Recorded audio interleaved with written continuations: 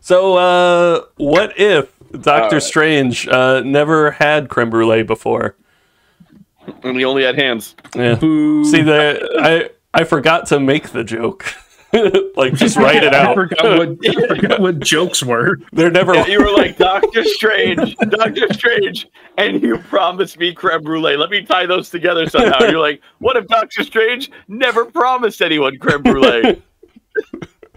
What if Doctor Strange didn't know what creme brulee was? So what if Doctor Strange lost his heart instead of his hands? Who wants to go first? I thought he legitimately. Oh, I'm sorry. First impressions.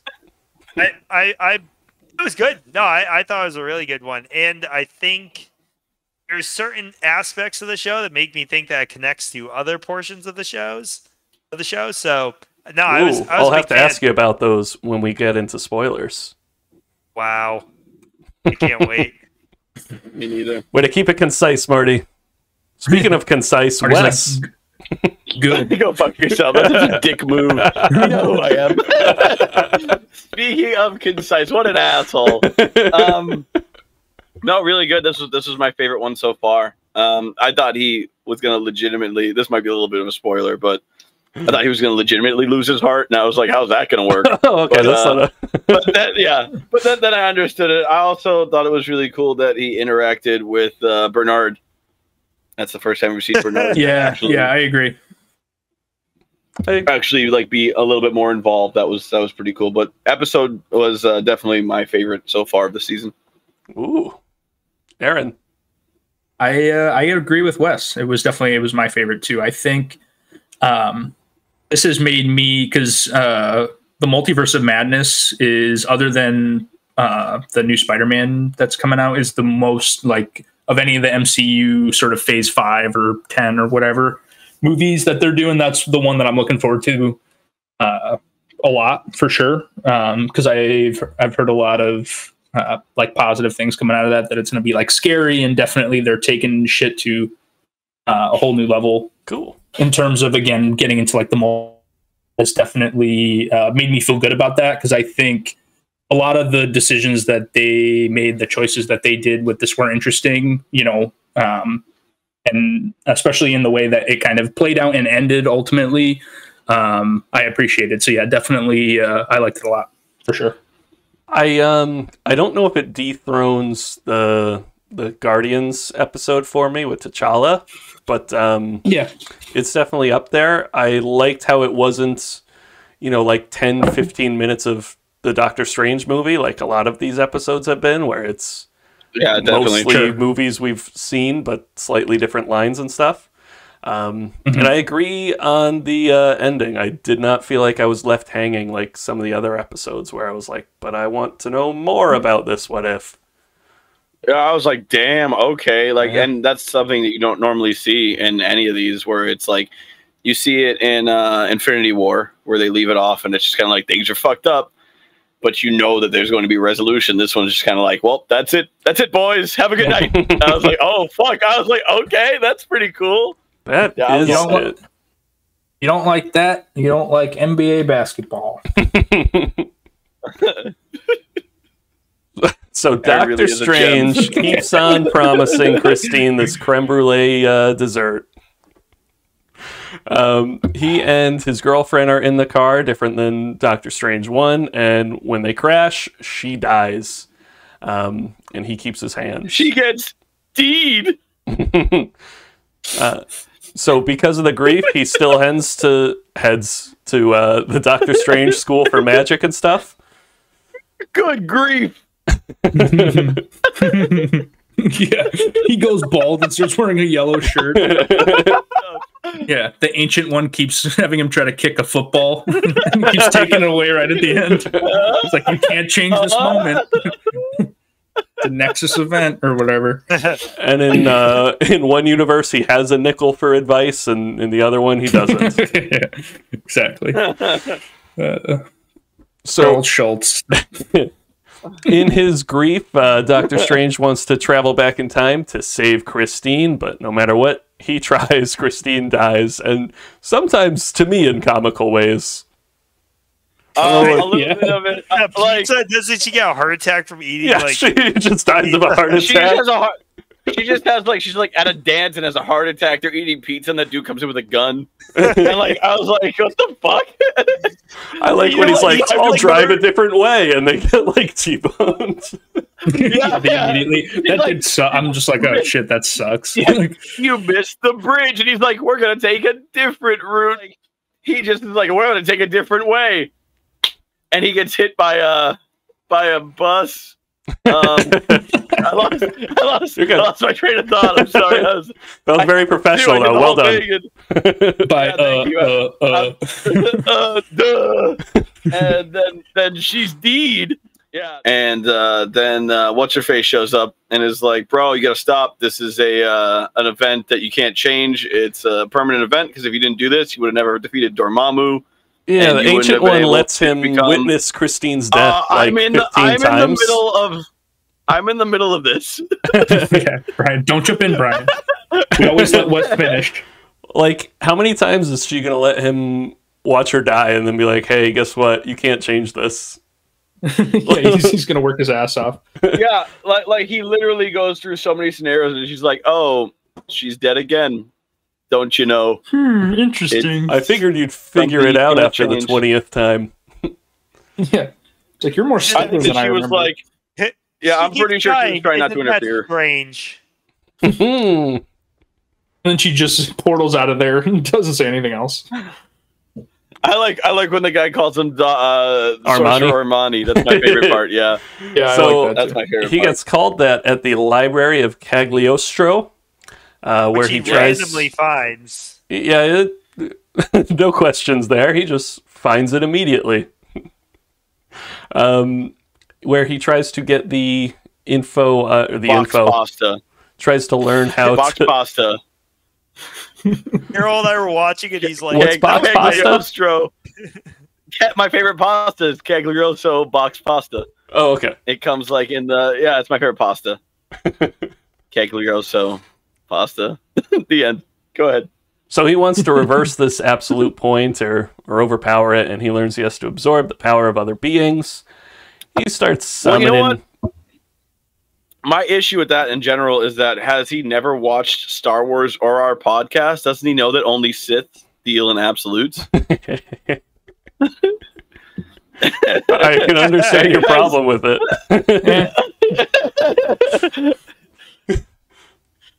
So he becomes a Sith Lord. I think Strange. You have to know, and I guess Strange, he was like too far gone, and I mean, they mentioned that to a certain degree, that once he kind of makes the decision to start delving in this type of magic, but like no like movie has ever had like good magic be absorbing the souls and power of other beings. Like that's never like, oh, the light side like eats souls and that's how they get their power. Like that's never the you know. I was a little let down. I thought he was just gonna start killing like random people. And I thought that was going to happen too for a second. He's going to start massacring like people in New York City and stuff. I thought he was just going to start like bringing, like he was going to like Sweeney Todd people and just bring them to like, he's like, and I give shaves and I sing songs and I steal souls. And that's pretty much my entire thing. And like, them. I was like, oh, that's what it's going to be. He's going to be like the Sweeney Todd of surgery people. But he just was like, I'm just going to take monster souls. And I was like, It would have been more dramatic if it was just like, hey, you need a haircut? And I'm like, I guess, bro. And he just sucks my soul out. I'd be like, yo, Mr. Strange, why? I just want to shave. Yeah. Rated PG. Rated PG. Yeah. Mr. Strange, I need a trim. Evil Strange absorbs all the monsters and for like a long fucking time. For a long time. For the guy's like, you've been here for centuries. I was like, why? I'm like, damn. Time flies when you're having fun. Yeah, the circle of time. Souls of monsters. I feel like he went way too far. I feel like he could have broken an absolute point with like 10 demon souls. I really don't think like he needed like 500. He was like, just to be sure. Like, dude, just like grab like 10 of them. going after the old tentacle monster. I don't know if that was whatever Shamun Gorath or whatever the name of that. I forget. Shiro Gorath, from Elder Scrolls. Yeah. Shamun Gorath is the one that they have locked up in SeaWorld. Marty, was this why you think it ties in? The sea monster, it ties Captain America, or the first one. There was that monster, sea monster. Plus, in the trailers, I can get to after, but in the trailers, Strange is seen talking with Captain Carter. Oh, he looks like that deranged Strange, the one misguided Strange. Oh, deranged Strange. Yes. Deranged Strange. That sounds awesome. I'm gonna change my fantasy football team name to Deranged Strange. That is a good name. Yeah, Shuma Gorath is a multiversal like entity that Doctor Strange battles, and like he very clearly went back and vindictively like chopped the tentacles off of whatever that being was. So like he didn't absorb it completely, you know what I mean? Only like a part of it. So I think there was some intentional like ambiguity there of like, what is this? It's a super strong thing that he couldn't absorb at first, you know, whatever. So I think that. Yeah, I agree, Marty, that it might be tying into kind of the greater story. And I think his interaction, which we'll get into with Bernard later on in the story, is a bit of a like nod to, hey, there's more here than I think meets the eye at first. Like they're going to take, you know, the last episode, there's going to be some sort of amalgamation, but like some mashup of the all the stories that we've seen, or at least a couple of them. For sure, this Strange one, I think, will be part of it. He first hears him when he starts summoning the creatures to take their power. He did, yeah. Can't tell if he heard everything, but he heard him. He's like, is that you, Bernard? So the Ancient One tells a good Doctor Strange that she split him into 2 timelines in one universe. And so there's a misguided Strange, or an evil twin, who's gonna destroy the entire universe. I didn't warn you about this when I first met you, but here he is. Yeah, I thought that was a little strange. Weird. Yeah, I was gonna say strange, but I'm like, that's overkill. Yeah, I like the part where he's like, that seems like a bad idea, right? And she's like, I was like, yeah, that really did seem like a bad idea. Like, maybe try to reason with them instead of being like, I created a super powerful, mean version of you, but I didn't tell anybody till he got really powerful.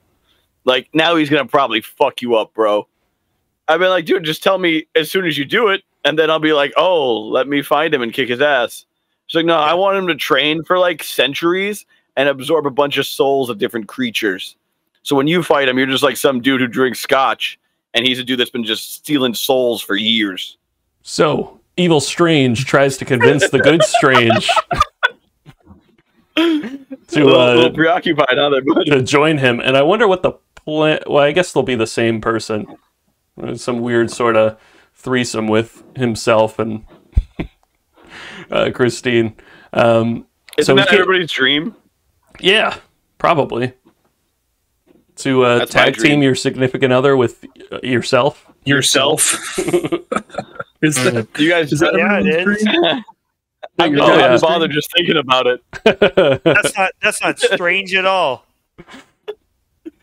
All right, boys, we'll wrap this one up. They fight. Evil Strange wins. The Watcher yells at Evil Strange, and the universe is destroyed. There were a couple cool artistic choices, or artistic choices in this. The bit of regular or like good Strange meeting Evil Strange, and he's got like the twisted like shadows of monsters kind of as he's like stepping into the sort of like the light or whatever, so the good Strange can see him. And I also like the line of he's like, you know, not what but when or whatever a bit, because like I think that the Evil Strange is in like a point, he pulls him into a point in, that isn't kind of in time, like because he's super powerful, and if he spent, you know, centuries, like he suggests he does, absorbing like the souls of you know, monsters or whatever, obviously if they were separated in 2020 and he spent the next 1,000 years like absorbing those souls, he's not still in 2020. It's like he sucks him into, you know, sort of a place beyond like space and time. So I thought those little bits were kind of interesting. And I like the way that they showed people like dissipating. I thought was kind of like eerie and cool. The like how they were turning into like smoke effect, kind of. Yeah, like instead of the whole like snapping them into dust, like I thought, oh, they'll just do the same thing as like Infinity War kind of, but it was more like their essence was just sort of disappearing. Which I thought again like cool creative choice. Essence. About Wong. Yeah, I thought you'd like that. Every time something's about to go wrong, Wong just goes. He's just like, "Oh, I'm gonna leave before you do something stupid." Hey, don't think that's a good idea. Said, that's not right. That's Wong. What if Wong were a competent assistant? I liked it, Marty. It was a long walk for a short drink of water, but I still loved it. That's usually how about that Wong guy? I got 20 minutes to talk about him, so I'd be like, well, that seems Wong. I'm like, yeah, okay. All right. So it seems like it's the three of you guys' favorite episode. Is that right? Or am I misquoting Marty? Yeah, it's probably my favorite episode. Okay, cool. These last three, honestly, very interchangeable for the most part, but I think I would give the edge to this one because I like the fact that it did not end all hunky dory. Yeah, that is cool. Yeah, that was cool. Wes, why is it your shows up favorite? and he's like, yeah, Bernard shows up and he's like, you fucking suck. You're a dumbass. I'm not saving. Even if I could save you, I wouldn't. Go fuck yourself. And then he's just like, you dumb bastards. I think that's like a setup. I feel like because from what I've heard, I've heard some rumors that the Watcher, like though he says he never interferes, supposedly all he does is interfere. So he does interfere for sure. This is maybe just like, oh, in the last episode we saw him just in the background. In this episode, he's actually talking. Next episode, he's probably just going to start interfering and I think talking, even to some degree, is interference.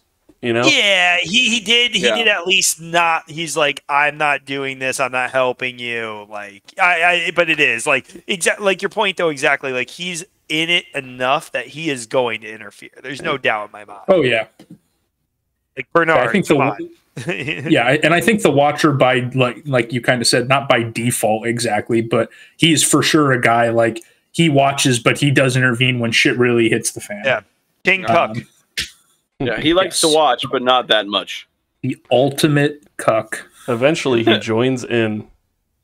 Aaron, why is that your favorite?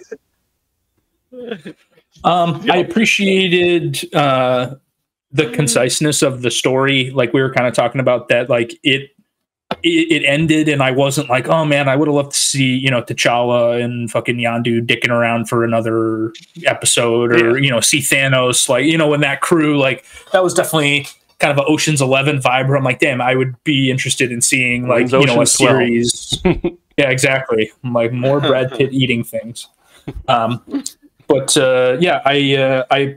that. I liked how dark it was. It felt much more serious, and like the first three episodes, and less so the third one, I would say. But the show struck me as like, oh, it's for kids, or like at least younger, like middle school kids can kind of watch it. Yeah, like we're just having fun. It's like what borderline. Yeah, it was borderline enough. Yeah. Especially the T'Challa one was kind of this feel good, like whatever. And I got that vibe from it that I'm not going to be getting like this dark and serious Marvel that I like, as a borderline 30-year-old want to see. But this episode made me feel better. Yeah. Oh, it's so depressing. But yeah, that's not good. I really liked again that they went with the sort of Infinity War, like, yeah, sometimes shit ends badly, and that's just the way it is.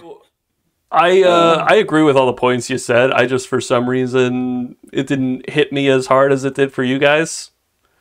They're very close, the T'Challa episodes. But you're wrong objectively, but it's fine that you feel that way. Yeah, other than you being incorrect. I will claim I was incorrect in that. So I said after episode 2, I was worried that might be the best we get. I'll squash I those don't fears. think that's the case. I'm hoping. It was really sad when the cape died. I liked it. I was like, oh, he just burns the cape alive. I was like, damn, okay. Yeah, the cape like made a noise. I was like, oh, okay. Like, ooh. I was like, okay. It's like